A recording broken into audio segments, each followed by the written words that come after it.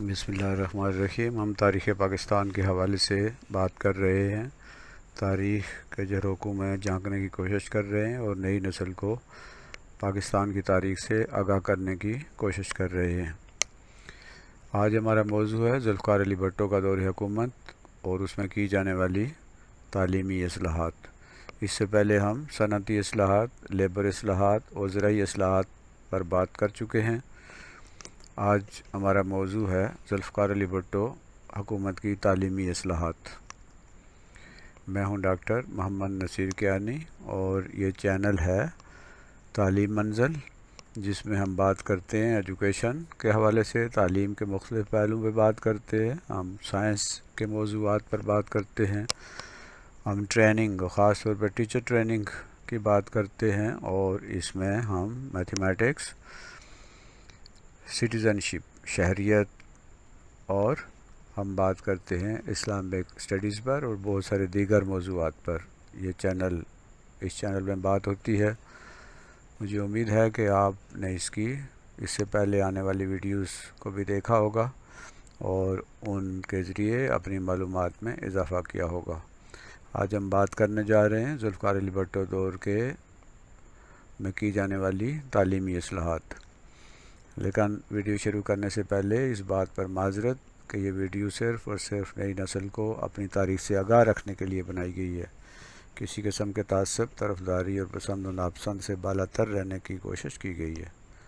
अगर किसी फ़र्दी इदारे को इससे इख्तिलाफ़ हो या इसे किसी किस्म की तकलीफ़ पहुँचे तो उसके लिए क़ब्ल अज़ वक्त माज़रत कबूल कीजिए। तो बात हो रही है ज़ुल्फ़िकार अली भुट्टो हुकूमत की तालीमी इस्लाहात पर। आइए देखते हैं कि ज़ुल्फ़िकार अली भुट्टो के दौर में कौन सी तालीमी इस्लाहात की गई। ज़ुल्फ़िकार अली भुट्टो की हुकूमत ने जहाँ दीगर शोबों में इस्लाहात की कोशिश की, वहाँ पर तालीमी मैदान में भी बहुत सी इस्लाहात की गई। जिस तरह सनअतों को कमाया गया, इसी तरह निजी तालीमी इदारे जो थे पूरे पाकिस्तान में हज़ारों की तादाद में प्राइवेट तालीमी इदारे, जिसमें स्कूल भी थे, कॉलेज भी थे और यूनिवर्सिटियाँ भी थी, वो काम कर रहे थे, जिनकी फ़ीसें बहुत ज़्यादा थीं। असातिज़ा के हालात कार मुनासिब नहीं थे, तो ज़ुल्फ़िकार अली भुट्टो की हुकूमत ने इन तमाम निजी तालीमी इदारों को कौमी मलकियत में ले लिया। इससे क्या नतीजा निकला कि कौमियाए गए तालीमी इदारों के असातिज़ा की तनख्वाहों और मराहत में इजाफ़ा हुआ। निजी तालीमी इदारों के असातिज़ा की तनख्वाहें बहुत कम थीं। कौमियाने के बाद यानी इंडस्ट्रियलाइजेशन के बाद इन असातिज़ा की तनख्वाहों में और दीगर मराहत में इजाफ़ा हुआ, यानी उन्हें पेंशन, ग्रेजुएटी और दीगर जो मराहत गवर्नमेंट स्कूलों के टीचर्स को, गवर्नमेंट के तालीमी इदारों के असातिज़ा को जो मराहत मिलती थी, वो इन प्राइवेट तालीमी इदारों के असातिज़ा को भी वो मराहत मिलना शुरू हो गई। न सिर्फ असातिज़ा बल्कि इन तालीमी इदारों का दीगर स्टाफ जो है उसकी तनख्वाहों में भी और दीगर मराहत में भी खातिर खा इजाफ़ा हुआ।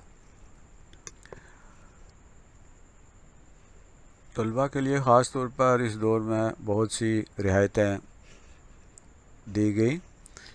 भुट्टो दौर में तलबा को बहुत सी मराहत दी गई, जिनमें तलबा की फ़ीसों में कमी, उनकी फ़ीसें कम की गई। गाड़ियों के किराया जो है गवर्नमेंट और प्राइवेट जो ट्रांसपोर्ट थी उसमें स्टूडेंट को रियायत दी गई। इसके अलावा स्टूडेंट के वज़ाइफ में स्कॉलरशिप में 4 गुना इजाफ़ा कर दिया गया। ये तलबा के लिए बहुत बड़ा एक इंसेंटिव था, जिससे उम्मीद की जाती थी कि हमारे मुल्क में तालीम को फ़रोग़ मिलेगा और हमारे वो वालिदैन जो ग़ुरबत की वजह से, आमदनी की कमी की वजह से अपने बच्चों को तालीम नहीं दिलवा सकते, वो भी इन रियायतों से फ़ायदा उठाकर, इन मराहत से फ़ायदा उठाकर अपने बच्चों को तालीम के ज़ेवर से आरास्ता कर सकेंगे।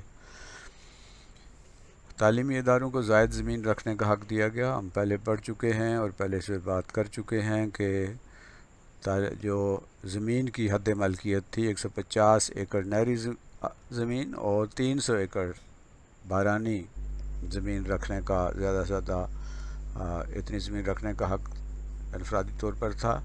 لیکن تعلیمی اداروں کو اس قانون سے مستثنا قرار دے دیا گیا اور تعلیمی اداروں کو یہ حق دیا گیا کہ وہ اس حد سے زیادہ بھی زمین رکھ سکتے ہیں۔ پیشہ ورانہ یونیورسٹیوں میں اضافہ ہوا۔ بھٹو دور میں میڈیکل یونیورسٹیاں، انجینئرنگ یونیورسٹیاں اور دیگر پیشہ ورانہ جو پروفیشنل یونیورسٹیاں تھیں وہ قائم بھی کی گئیں اور ان کی تعداد میں اضافہ بھی کیا گیا، اور اس امید پر کہ ہر شعبہ زندگی میں ترقی ہوگی، یہ ملک جو ہے وہ تمام شعبہ زندگی میں ترقی کرے گا۔ ایک اقدام اور کیا گیا اور وہ ہے تعلیمی اداروں کی اپ گریڈیشن۔ کالجوں کو، بہت سے کالجوں کو اپ گریڈ کیا گیا، انہیں یونیورسٹی کا درجہ دے دیا گیا تاکہ طلباء پر اعلیٰ تعلیم کے دروازے کھل سکیں۔ اسی طرح نچلے درجے کے جو اسکول تھے، ایلیمنٹری اسکول، ان کو ہائی کر دیا گیا، پرائمری اسکولوں کو ایلیمنٹری کر دیا گیا، اور اس طرح نچلے درجے کے جو تھے تعلیمی ادارے ان کو بھی اپ گریڈ کیا گیا۔ اس طرح پورے ملک میں تعلیم کو فروغ دینے میں مدد ملی۔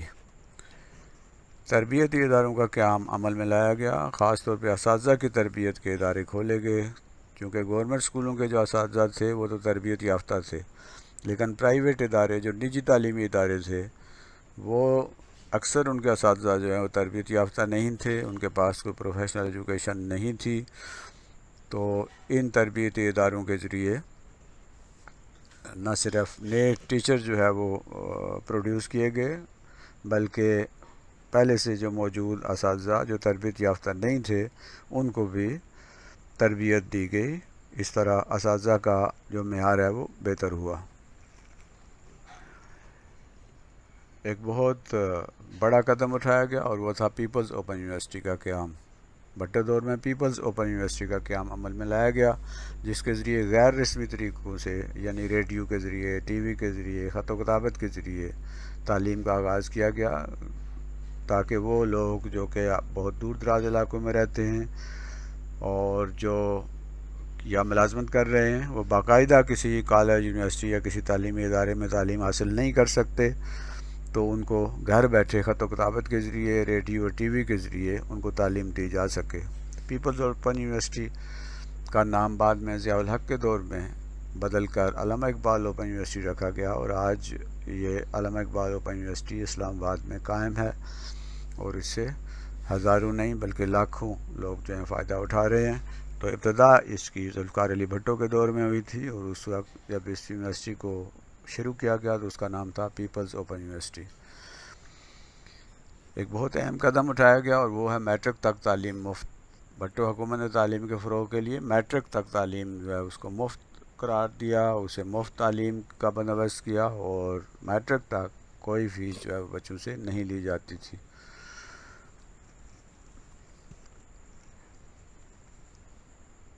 ایک اور اہم قدم ذوالفقار علی بھٹو دور میں ہوا، وہ تھا یکساں نظام تعلیم۔ بھٹو حکومت نے پورے ملک میں یکساں نظام تعلیم لا کر پورے ملک کو تعلیمی مساوات پیدا کرنے میں، پورے ملک کو ایک ہی تعلیمی نظام میں لانے کی کوشش کی، اور اس طرح کوشش کی گئی کہ ملک کے اندر تعلیمی مساوات پیدا کی جا سکے، امیر اور غریب کے بچے جو ہیں ایک ہی طرح کا نصاب پڑھیں اور ایک ہی طرح کے اسکولوں میں وہ تعلیم حاصل کر سکیں۔ پھر نئی تعلیمی پالیسی 1972 میں نئی تعلیمی پالیسی کا اعلان کیا گیا، یہ نیشنل ایجوکیشنل پالیسی تھی جس میں بہت سارے انقلابی اقدامات تجویز کیے گئے۔ پھر لازمی تعلیم کا بل پیش کیا گیا اور بھٹو حکومت نے 8ویں تک تعلیم کو لازمی قرار دے دیا تاکہ ناخواندگی اور جہالت کا خاتمہ کیا جا سکے۔ یوں تو تعلیمی میدان میں ذوالفقار علی بھٹو دور میں بہت سارے اقدامات کیے گئے، لیکن ان میں سے چیدہ جو ہیں وہ آپ کے سامنے یہاں بیان کیے گئے ہیں۔